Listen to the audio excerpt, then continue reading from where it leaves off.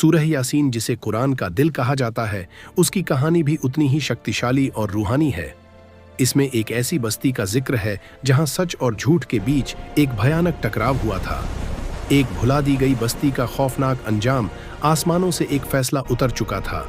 एक ऐसी बस्ती की तरफ जो अपने गुरूर में अंधी हो चुकी थी। वहां 3 पैगंबर भेजे गए, लेकिन शहर वालों ने उनका इस्तकबाल फूलों से नहीं बल्कि मौत की धमकियों से किया। वो मंजर जब जमीन कांप उठी, अजीबोगरीब धमकियां।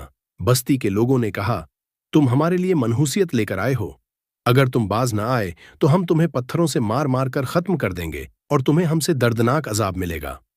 तभी शहर के आखिरी कोने से एक शख्स दौड़ता हुआ आया। वह कोई बादशाह नहीं था, लेकिन उसके सीने में हक की तड़प थी। उसने चिल्लाकर अपनी कौम को समझाना चाहा, इनका साथ दो, ये तुमसे कोई बदला या माल नहीं मांग रहे। खौफनाक कत्ल। लेकिन उस बेकाबू भीड्ढा ने उसकी एक न सुनी। रिवायतों के मुताबिक उस शख्स को बेरहमी से शहीद कर दिया गया। जब वह अपनी आखिरी सांसें ले रहा था, तब भी उसके लबों पर अपनी कौम के लिए दुआ थी। फिर वो हुआ जिसकी किसी ने उम्मीद न की थी। जब जुल्म की इंतहा हो गई तो अल्लाह को किसी बद्दे लश्कर या पहाड़ जितने बद्दे जिन्नातों को भेजने की जरूरत नहीं पड़ी। हमने उनके बाद उनकी कौम पर आसमान से कोई लश्कर नहीं उतारा, सिर्फ एक चीख गूंजी।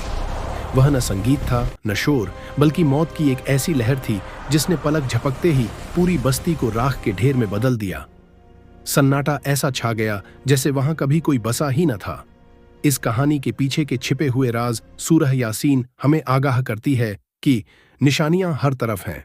रात का दिन को ढंक लेना, मुर्दा जमीन से अनाज का उगना और समंदर में तैरती कश्तियां, ये सब कायनात के इशारे हैं।